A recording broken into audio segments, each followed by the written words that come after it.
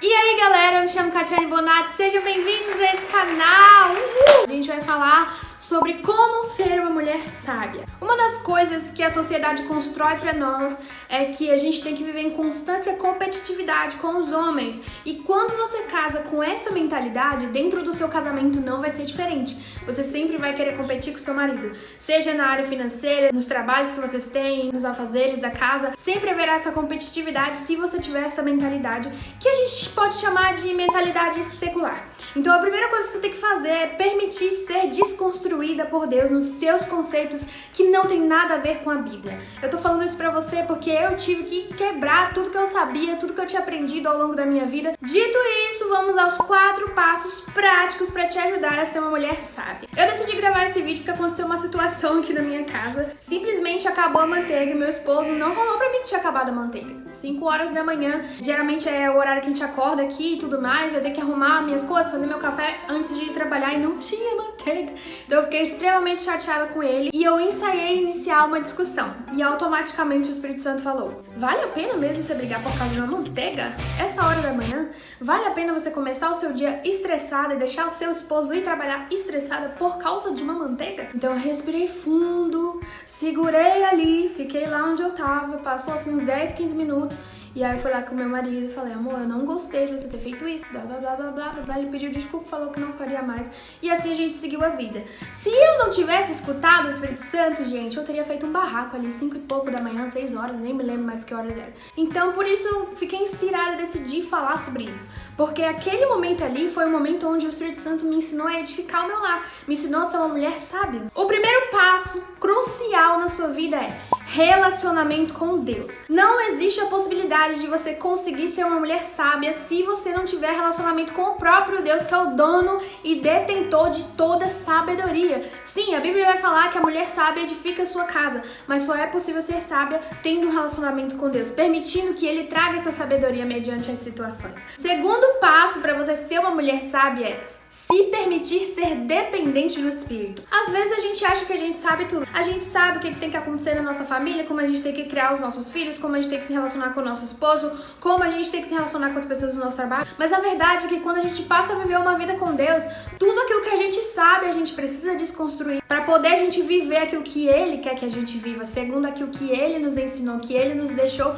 na palavra. Então é importante você se permitir ser guiada, ser totalmente dependente do Espírito Santo. Porque se você não for, você vai agir pela sua própria vontade, e a sua vontade é a vontade da sua carne, e a carne nunca quer fazer o que é bom, nunca quer fazer o que é certo, espiritualmente falando. A carne sempre quer chutar o balde mesmo, a carne quer gastar todo o crédito do cartão, a carne quer discutir com o marido, a carne é assim, ela quer fazer essas coisas. E como que eu faço isso, Kátia? O primeiro passo tá aí pra você. A gente só consegue ser dependente do Espírito quando a gente vive um relacionamento com Deus. Número 3, seja racional. A gente é facilmente levado pelas nossas emoções. Hoje em dia tem sido muito falado sobre inteligência emocional, que é basicamente você saber não só controlar suas emoções, mas principalmente as suas reações quando você tá sentindo aquilo. Então, por exemplo, naquele momento da manteiga eu fiquei extremamente chateada, estressada, com raiva, querendo quebrar o pau. Mas eu fui racional e entendi que não adiantava eu brigar por causa de uma manteiga. Até porque eu nunca tinha falado pro meu marido: olha, todas as vezes que a manteiga acabar, você tem que me falar pra gente comprar uma manteiga nova. Seja racional. Quando acontecer alguma coisa, para, respira. Eu sei que é difícil, eu sei, gente, eu também passo por isso. Mas para, respira e fala: cara, como que eu posso ser racional nessa situação? Por que eu fiquei chateada com isso? Vale a pena ter esse tipo de comportamento? Você percebe que essas coisas que eu tô falando pra você não se aplica só dentro do casamento, mas em qualquer área da sua vida? Pra você edificar uma casa, pra você edificar uma construção, você precisa ser racional. Por quê? Porque você vai precisar calcular o quanto de material que você vai precisar para edificar aquela casa. Quantos tijolos, quanta massa, quanto cimento, você vai ter que medir, enfim, isso precisa de quê? De racionalização. Você precisa ser racional. Então não adianta você querer edificar uma casa montada em cima das suas próprias emoções, que as emoções elas não são racionais. E tem problema em eu sentir minhas emoções, eu ficar triste, chateada? Não, as emoções elas foram feitas para ser sentida e tá tudo bem. A grande questão é, eu preciso me deixar ser dominada pelas emoções? emoções? Eu preciso me deixar dominar pelo meu estresse, dominar pela minha raiva, dominar pelas coisas que estão acontecendo e despertando essas emoções em mim? Então, se você não se permite ser racional, se você não racionaliza aquela situação ali, já era. Você vai ser dominada pelas suas emoções e pode acarretar numa briga, numa discussão, e dependendo de como for o seu relacionamento com o seu esposo ou com qualquer outra pessoa, pode causar mágoas, pode virar uma coisa muito maior. Kátia, eu não sei ser racional. Peça ajuda do Espírito Santo e, principalmente, busque conteúdo sobre isso, aprenda como lidar com as suas emoções, estude sobre inteligência emocional. É importante, gente. Se a gente quer manter nossas relações saudáveis, a gente precisa entender um pouco disso. Inclusive, né, vamos lá, vamos fazer uma terapia, porque às vezes é extremamente necessário. Número 4. Compreender o meu papel na família. Qual que é o nosso papel na família? A Bíblia vai falar que nós somos submissas, a Bíblia vai falar que nós somos sábias, a Bíblia vai falar que nós somos virtuosas e a Bíblia vai falar que nós somos auxiliadoras. Então esse é o nosso papel dentro da família.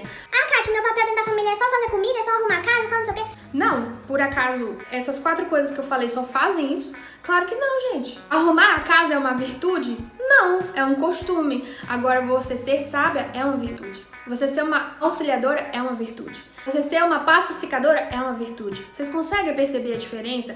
Então para de achar que a única função da mulher dentro da família é só servir nessas coisas domésticas, porque não, gente. Uma mulher sábia, ela edifica a casa. O papel de edificar a casa é da mulher. Cara, essa função é uma função linda e não, isso não é para ser um peso na sua vida, porque se você é edificadora da sua casa, quem traz o material para edificar a casa é o marido, porque ele é o provedor. Você tá entendendo? Então não, você não vai trabalhar sozinha na sua família, você não vai edificar a casa sozinha. Você tem o seu marido com você e principalmente você tem o Espírito Santo. Talvez o seu marido não seja cristão, ou talvez ele seja um pouco cabeça dura e ainda esteja ali desconstruindo algumas coisas. A sabedoria que vem do alto, que você vai pedir de Deus, ela vai te ajudar a administrar tudo isso. Se você não se permitir entender o seu papel na família, você nunca vai conseguir ser uma mulher sábia. Algo muito importante aqui que eu posso abordar em um próximo vídeo é comparação. Não compare o seu relacionamento com o relacionamento de outras pessoas, não compare o seu casamento, sua vida, sua forma de ser mãe. Não se compare, porque a comparação é muito injusta. Quando a gente se compara, a gente só tá vendo aquilo que é externo, aquilo que a pessoa quer mostrar. E muitas vezes aquilo que é externo, aquilo que a pessoa quer mostrar, não é real, ou ainda é só uma pontinha do iceberg. Uma das coisas que faz a gente ser sábia é a gente entender que não existe casamento perfeito, não existe relacionamento perfeito. Gente, tudo isso que eu tô falando pra você eu aprendi na porrada, aprendi na prática. O meu primeiro ano de casada foi um ano muito difícil pra mim, inclusive tem um vídeo sobre isso, mas foi um ano que me ensinou muito e no decorrer de todo esse tempo eu tenho aprendido tudo isso com Jesus. A gente tem que aprender que o relacionamento com Deus é relacionamento, então a gente tem que falar tudo pra Ele. Se você tá tendo uma dificuldade no seu casamento, não hesite em falar isso pro Espírito Santo. Espírito Santo, eu não estou conseguindo. O problema está em mim, eu preciso mudar. A gente só enxerga problema no outro, só enxerga defeito no outro, mas na verdade às vezes o que o outro tá fazendo é em reação àquilo que nós estamos fazendo. Isso acontecia muito comigo no meu primeiro ano de casada. O meu marido, ele reagia a coisas que eu estava fazendo primeiro, e eu descobri isso como? Perguntando ao Espírito Santo.